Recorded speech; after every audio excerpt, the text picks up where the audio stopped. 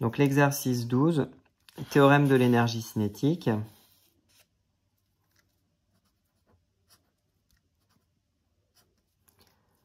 Entre deux points A et B, l'énergie cinétique du point B moins l'énergie cinétique du point A est égale à la somme des travaux de A à B des forces extérieures. On a ici ce théorème qui appartient au cours. Ce théorème est très général, il n'y a pas de restriction de conditions de validité. Par contre, dès que l'on va remplacer chacune de ces expressions par les formules du cours, il y a là des conditions sine qua non de validité. Question 2. Calculer la variation d'énergie cinétique lors de la phase de catapultage. On est cette fois-ci non plus dans le cadre général, mais dans le cas d'une application. On commence par le système physique, c'est l'avion. Le référentiel, il est terrestre et il est lié à la piste du porte-avions. Si on fait un rapide schéma de la situation, on a notre piste qui est comme ceci. On a un point de départ A, un point de décollage B, et à partir de ce moment-là, au point B, l'avion doit quitter le contact avec la piste.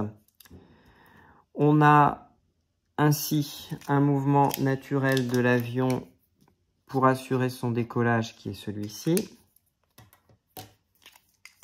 Si on fait un bilan des forces, ce qui n'était pas demandé du tout, bilan des forces, le poids non négligeable de l'avion. Système physique, l'avion, je vais l'appeler A. Pas très habile puisque j'ai déjà une position que je vais donc l'appeler AV. C'est le poids de l'avion au voisinage de la Terre. Dans l'exercice précédent, je n'ai pas pris soin de préciser cette notation. Nous avons la réaction normale du support. Nous avons peut-être les frottements solides, les frottements fluides, la poussée d'Archimède de l'air. Et nous avons enfin la traction due à la catapulte de cet avion, puisque c'est elle qui assure le déplacement et le mouvement de l'avion pour le lancer. Un certain nombre de ces forces vont être négligeables. On peut considérer que les frottements fluides sont négligeables. La poussée d'Archimède de l'air est négligeable. Pour le reste, il est impossible de négliger la réaction normale du support, elle existe bien, le poids aussi. Les frottements solides sont discutables, mais ici je les conserve. Et la traction, bien sûr, de la catapulte, elle est loin d'être négligeable, puisque c'est elle qui va justifier le décollage de l'avion. Une fois que l'on a fait ça, et encore une fois j'insiste, ce n'était pas indispensable de faire le bilan des forces. Par contre, système physique référentiel et petit schéma, ça c'est fort utile. On peut exprimer l'énergie cinétique du point B moins l'énergie cinétique du point A. Pour pouvoir faire ceci, il faut poser les hypothèses classiques qui sont que le système physique est indéformable et que le système physique est en translation. C'est au prix de ces deux hypothèses que l'on peut alors écrire que l'énergie cinétique au point B moins l'énergie cinétique au point A est égale à 1/2 de la masse de l'avion multiplié par la vitesse de l'avion au point B moins la vitesse de l'avion au point A. J'oublie pas de mettre chacune de ces vitesses au carré et j'oublie pas de mettre une parenthèse.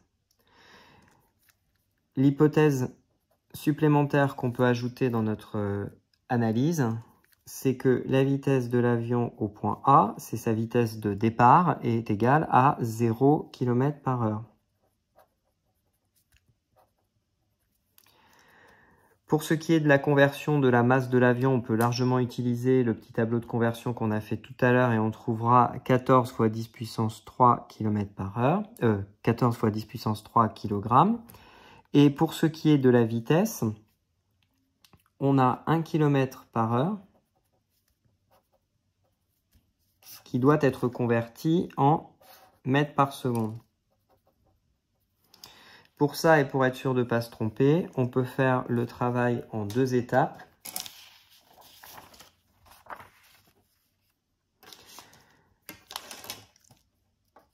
1 km vaut très précisément 10 puissance 3 mètres. 1 heure vaut très précisément 3,6 fois 10 puissance 3 secondes. Ainsi, 1 km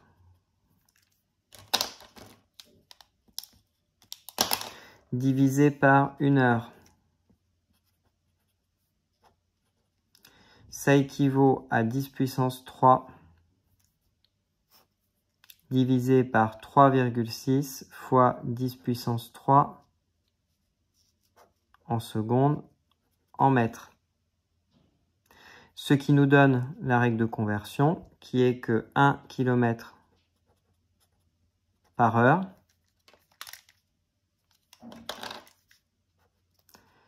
est égal à 1 sur 3,6 mètres par seconde. Autrement dit, je vais peut-être poser un tout petit peu différemment mon approche ici. Je vais prendre que 1 mètre par seconde est égal à 3,60 km par heure. Je n'ai ici pas pris en compte les chiffres significatifs, là je les remets. Nous avons une vitesse de 250 km par heure. Cela nous donne 250 divisé par 3,6. Et nous avons une vitesse de 69,4 mètres par seconde. Nous pouvons maintenant réaliser l'application numérique avec l'hypothèse qui a été proposée et nous obtenons une différence d'énergie cinétique qui est égale à 1,5 multiplié par les 14 fois 10 puissance 3 multiplié par 69,4 et je n'oublie surtout pas le carré qui est en général ce que vous oubliez dans vos calculs. 0,5 fois 14 10 puissance 3, j'aurais pu directement taper 7 10 puissance 3 fois 69,4. Je mets le 69,4 au carré et j'obtiens une valeur de 3,4 fois 2, 4, 6, 7 puissance 10 puissance 7 joules. Voilà pour le résultat de ce calcul et pour cette première analyse sur la différence d'énergie cinétique. Quelle est la valeur de la somme des travaux des forces qui modélisent les actions mécaniques qui s'appliquent sur l'avion au décollage?